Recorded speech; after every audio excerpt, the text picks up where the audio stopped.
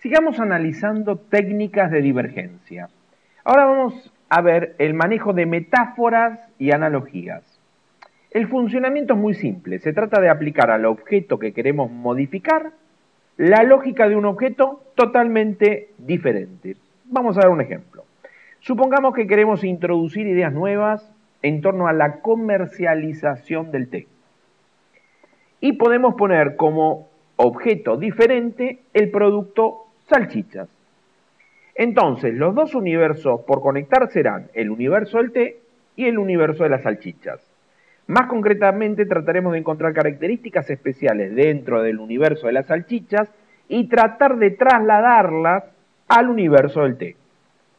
Si analizamos la comercialización de salchichas, por ejemplo, vemos que ofrece numerosas variantes, entre ellas las hay mechadas, salchichas mechadas con mostaza o ketchup, las hay largas para copetín o gruesas, que son las alemanas, tienen fecha de vencimiento, se venden en paquetes o sueltas en carnicerías, vienen en paquetes de 6, 10, 12, 24 o 30.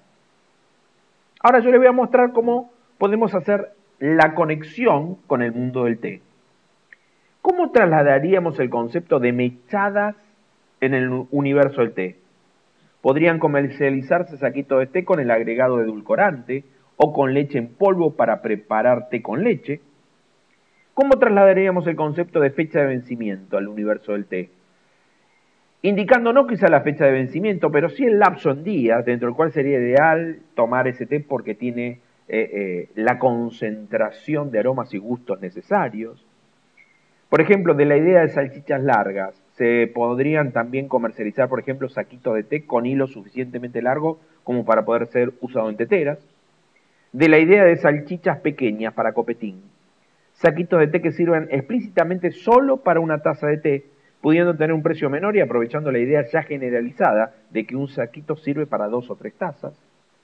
De la idea de salchichas sueltas en la carnicería, podría comercializarse una marca de té suelta en verdulerías o sectores de fruta y verdulerías en supermercados y autoservicios. Fíjense cómo vamos encontrando la analogía. La riqueza de nuestras analogías dependerá en gran medida del universo analogizante que se elija, o sea, con quién nos vamos a comparar. Si los universos por conectar son muy cercanos, la analogía pierde interés, pierde originalidad. Si los universos a conectar están muy alejados, el otro extremo, la analogía nos puede llevar a enfoques demasiado desconectados con la realidad. Hay que buscar mundos analogizantes, o sea, objetos diferentes que sean sugerentes, abundantes en estímulos, imágenes, sonidos y sabores. Además, lo que tiene bueno esto, que usted puede probar con varios. Si, por ejemplo, para la comercialización del té no se le ocurrió salchicha, se le puede haber ocurrido otro producto, puede probar con 1, 2 o 3 productos y ver después cómo podemos hacer la analogía y poder generar ideas realmente muy interesantes. La verdad que esta es una técnica bárbara, cuando usted aprende a utilizarla, realmente es excelente. Después tenemos la otra técnica que es muy conocida, que es el benchmarking o copia analógica. Es copiarse de los mejores. O sea, usted puede decir, bueno, yo quiero mejorar mi sistema de producción. Bueno, ¿por qué no buscamos en la competencia, por ejemplo? A ver qué sistema tiene, si tiene un excelente sistema de producción, para ver de poder imitarlo. O podemos buscar alguna empresa del sector que no sea competencia. O hasta podemos buscar una empresa que sea de un rubro totalmente diferente, que tiene un buen sistema de fabricación, para hacer la analogía y para poder adaptarlo. El benchmarking es muy interesante siempre y cuando se pueda aplicar bien, ¿estamos de acuerdo? Tenga la habilidad de adaptar, de hacer ese trabajo de adaptación y se utiliza realmente con muy buen resultado, ¿sí?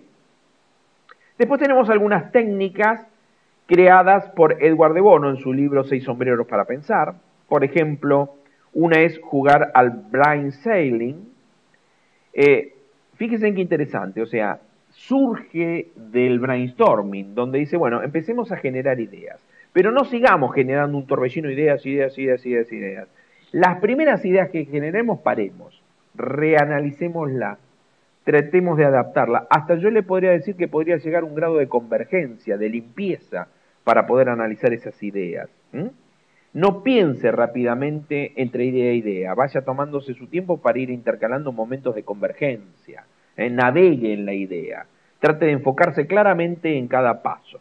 Por eso se dice que si el brainstorming funciona como una ametralladora de ideas, este concepto apunta a tener mayor precisión. A pararse, bueno, analizamos 10, paremos acá, no sigamos generando 100, 150. Analicémosla, vayamos filtrándola, vayamos haciendo convergencia también, seleccionemos, limpiemos, adaptemos. Entonces un proceso intermedio. Después está lo que nosotros llamamos la palabra po, que yo la utilizo una frase que es similar, ¿sí? Voy a hablar en voz alta, ¿eh? Voy a pensar en voz alta, también se dice, ¿sí?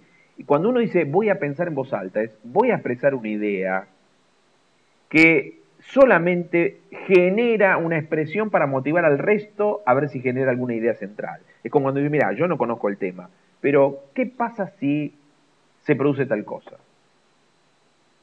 Discúlpenme por mi desconocimiento, ¿no es cierto? Pero ¿qué pasa si se produce tal y otro hecho? Esta idea suena ridícula, pero quien lo dice ya lo sabe. O sea, es una idea que sabe, mire, yo estoy diciendo algo y no conozco del tema, pero capaz que puede llegar a generar algo importante. O sí, yo conozco la idea, pero bueno, esto siempre me estuvo rondando la cabeza, nunca lo vi de utilidad, pero lo pongo arriba de la mesa para que lo podamos analizar. Voy a pensar en voz alta significa que voy a tirarla arriba de la mesa para motivar, para generar discusión creativa, para ver si la podemos adaptar y se puede aplicar.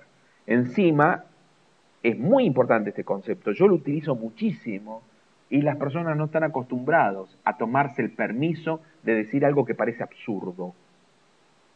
Mira, no sé si es absurdo o no, pero ¿qué pasa si hacemos esto? La verdad que yo no conozco mucho el tema, pero ¿qué pasa si incorporamos esto? Yo hice una consultoría en una empresa que no tiene nada que ver con ustedes, hicimos tal cosa. Se podría aplicar para generar una discusión, para generar una idea, para adaptarla y concretarla. La palabra po o me permiten pensar en voz alta, que es lo que nosotros utilizamos. Después otra técnica es la inversión. Esta técnica se basa en invertir la situación para contemplarla lógicamente, pero en sentido contrario. Por ejemplo, el tema a tratar es los alumnos llegan tarde a la universidad. Entonces partimos de la situación inversa. La universidad llega tarde a los alumnos. Y así van a surgir varios enfoques. Por ejemplo, los profesores con sus impuntualidades generan impuntualidad. La universidad está ubicada en un sector geográfico tal que dificulta la llegada puntual en horas de mucho tránsito. Y van generando ideas, realizando la inversión de la situación. La técnica de la idea más tonta, ¿sí? Una vez finalizada la generación de ideas, usted puede sugerir al grupo tomar la idea más tonta y generar idea no tan tonta a partir de ella, o agarrar las ideas más absurdas y debatirlas para ver si se puede generar algo. Acuérdense que de las ideas más absurdas, adaptadas, se pueden llegar a generar ideas muy, pero muy significativas. Después tenemos la técnica del brainstorming, esto ya lo comenté. Capaz que en el brainstorming van surgiendo ideas, algunas con relación y otras sin relación. Separémosla para después volverlas a plantear en otro brainstorming. O alguna idea que necesita algún polido, volvamos a plantear para volver a hacer el brainstorming sobre esa idea para poder mejorarla. Todas estas técnicas que hemos visto hasta acá son y se utilizan para crear divergencia, para sugerir ideas. Aplíquesla, dan un resultado fabuloso. Son técnicas que lamentablemente nos tendrían que haber enseñado en el secundario. Pero como estamos tan acostumbrados a estudiar de memoria, a repetir como loros, a que nos den puntuación por lo que decimos de memoria, por nuestra memoria visual, y no por nuestra creatividad, por nuestras sugerencias, por buscar alternativas, tenemos la creatividad totalmente achatada. Estas técnicas, bien aplicadas, con un buen líder en un grupo, permite generar y volver a intentar lograr captar la creatividad de las personas con estas técnicas, estimulándola y haciendo surgir la creatividad en forma instantánea. Y poder utilizar la creatividad por más que una persona no quiera, porque si respeta los pasos y las técnicas, se hace divertido y sin darse cuenta, utilizando estas técnicas maravillosas, empiezan a surgir ideas. Y yo le puedo asegurar que es espectacular el uso. Fíjese cuáles son las más adecuadas para su empresa y vaya cambiándolas para hacerlo un poquito más divertido.